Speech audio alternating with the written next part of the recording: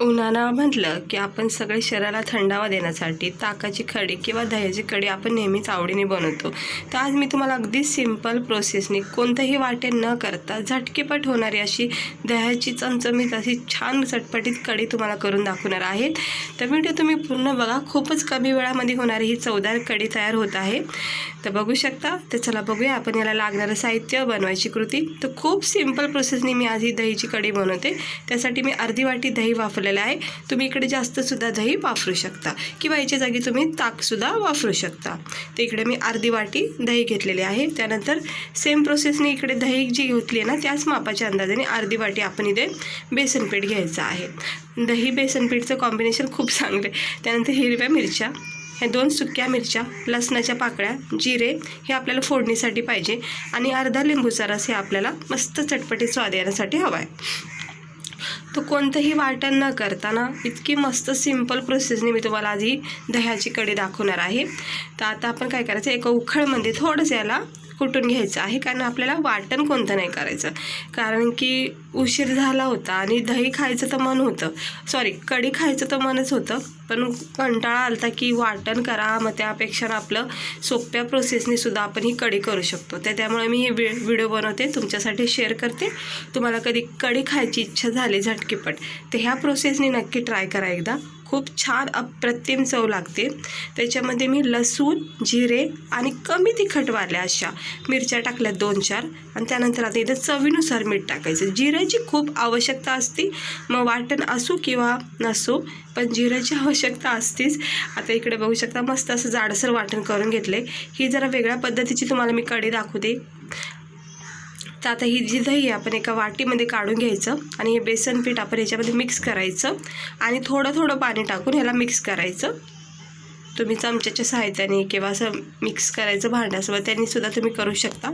हे उखळमध्ये आपण जे वाटण करून घेतलं आहे, थोडंसं कुटून घेतलं आहे, लसूण, मिरची आणि जिऱ्याचं जे आपण हे कूट करून घेतलं आहे तो याच्यामध्ये टाकून ह्याला चांगलं मिक्स करून घ्यायचं. थोडं थोडं पाणी टाकून ह्याला मिक्स करून घ्यायचं आहे. बघा, ह्या उखळमध्येच हे पाणी टाकलं आहे थोडंसं आणि आता छान याला मी हाताच्या सहाय्याने मिक्स करते. किंवा काय असतं माहिती आहे का, चमच्याच्या सहाय्याने त्या गुठळ्या बेसनाच्या राहून जातात. त्यामुळं ना हाताने जर मिक्स केलं ना, हे असं दह्याचं पाणी मिक्स करायचं. सेम प्रोसेसमध्ये तुम्ही ताकसुद्धा वापरू शकता. आता हे चांगलं मी एकजीव करून घेते हाताच्या सहाय्याने आणि मस्त फेटलं जातं हाताने. तर व्यवस्थित मी इथं फेटून घेतलं आहे, म्हणजेच मिक्स करून घेतलं आहे. तर आपण ह्याची एक फोडणी तयार करायची आणि तडका द्यायचा आपल्या दही कढीला. माझ्या तोंडामध्ये सारखं दही येते, तर प्लीज इग्नोर करा त्याला. आता काय करायचं, आपण ह्याच्यामध्ये थोडंसं तेल टाकायचं फोडणीपुरतं. आता 2-3 माणसासाठी म्हणजे थोडीच क्वांटिटीमध्ये मी करणार आहे, कारण खायची खूप इच्छा झाली म्हणून झटकीपट अशी ही कढी बनवते. आता हे लसणाचे जरा बारीक तुकडे करायचे, कारण हे अख्खे लसूण आहे त्याचे थोडेसे बारीक तुकडे करायचे किंवा ह्याला असं ठेसूनसुद्धा तुम्ही टाकू शकता. तर गरम तेलामध्ये लसूण, जिरे जे आपण उखळमध्ये सुद्धा थोडंसं बारीक करून घेतलेत आणि फोडणीमध्ये सुद्धा वापरतो, कारण जिऱ्याचा एक वेगळा फ्लेवर येतो कढीमध्ये. ह्या सुक्या मिरच्या तडक्याला वापरा, खूप चांगला एक लूक येतो आणि मस्त वाटतात. आता हे जिरे, लसूण आणि सुकी मिरची जी टाकली याची चांगली तडका बनवायचा. हे लिंबू कट करून घ्यायचं, मी लिंबू जरा कट करून घेते आणि थोडीशी आपली फोडणी तडतडून झाली. जिऱ्या, लसूण आणि ही जी सुकी मिरची याला जरा चांगलं परतून घ्यायचं रंग चेंज होईपर्यंत. आणि गरमागरम ह्या कढीमध्ये ह्या फोडणीमध्ये आपले जे दहीचं पाणी केलं आहे बेसन पीठ मिक्स करून आणि मिरचीचा कूट टाकून जे आपण हा घोळ केला आहे तो याच्यामध्ये सर्व टाकून घ्यायचा. एकदमच मस्त असा तडका बसतो ना टाकल्या क्षणीच, तो एक छान फ्लेवर कढीमध्ये लागतो. आता हे चांगलं व्यवस्थित केलेलं आहे मिक्स. मिरच्या आपण इकडे नॉर्मल तिखटवाल्या 2-4च वापरल्यात, त्यामुळं आपल्याला ह्याच्यामध्ये थोडेसे मसाले टाकायचे. आता थोडं मी पाणी मिक्स करून घेते परत एकदा, कारण आपण ह्याला पाहिजे तितकं पातळ, पाहिजे तितका थिकपणा तुम्ही ह्याच्यामध्ये ठेवू शकता आणि शक्यतो कढी ही पातळच असते. हे बघा, आता मिक्स करून घेतले. आपण ह्याच्यामध्ये थोडेसे मसाले टाकायचे, काही जास्त मसाले वापरायचे नाहीत. तिथे अर्धा-1 चमच्याच्या अंदाजाने हळद टाकायची. त्यानंतर आपण इथे टाकायचे 1-1.5 चमच्याच्या अंदाजाने लाल मसाला, तुम्हाला जितका आवडेल तितका चवीनुसार टाकू शकता. त्यानंतर इथं थोडासा आपण ह्याच्यामध्ये टाकायचं आहे हे लिंबूचा रस, त्याच्या आधी आपण हे सगळं मिक्स करून घेऊया. हे बघा मीठ टाकून घेतलेलं आहे, कारण उखळमध्ये मी मीठ टाकलेलं होतं ऑलरेडी, त्यामुळे इथं जास्त मीठ नाही टाकायचं, थोडंच अंदाजाने टाकायचं. आता ही कढी जी आहे ना, ही मी मस्त लाल मसाल्याची केली, सोबत हिरव्या मिरचीचा सुद्धा फ्लेवर आहे. आणि ही सिंपल हिरव्या मिरचीच्या वाटणमध्ये सुद्धा पण होते, ती सुद्धा मी कढी तुम्हाला लवकरच दाखवेन. पण ही कढी जी आहे ना, ही अशी कढी आहे ना की झटकेपट तुम्हाला जर कढी खायची इच्छा झाली ना, अशा वेळी ही कढी झटकेपट तयार होते, पण खायला खूप भारी लागते. आता याला उकळी यायला तयार झालेले आहे आणि अशा स्टेजवर लगेचच आपल्याला अर्धा लिंबूचा रस याच्यामध्ये ॲड करायचा. लिंबाच्या रसामध्ये इतका छान याच्यामध्ये आंबटपणा येतो आणि दुसरी गोष्ट एक्स्ट्रा आंबटपणा येतो आणि चटपटीतसुद्धा लागते खाता वेळेस.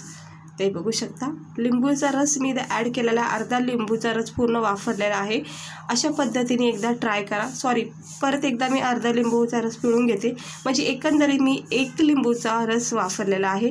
कारण ही दही आहे, दही मला आंबटच असते आणि त्यामध्ये आपण जर लिंबू टाकलं तर चांगलाच ह्याच्यामध्ये आंबटपणा तयार होतो, चटपटीतपणासुद्धा तयार होतो आणि खाता वेळेस एक छान चव लागते. हे बघा आता मस्त याला उकळून द्यायचं.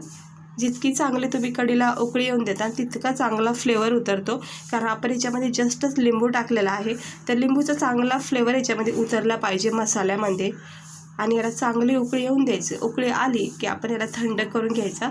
पाहू शकता तुम्ही किती मस्त अशी ही उकळी फुटलेली आहे आणि याचा थिकनेसपणा वाढत आहे, कारण बेसन पीठ जसं जसं उकळत जाते दह्यासोबत तसं तसं त्याच्यामधला घटपणा जो आहे ना तो तयार होतो.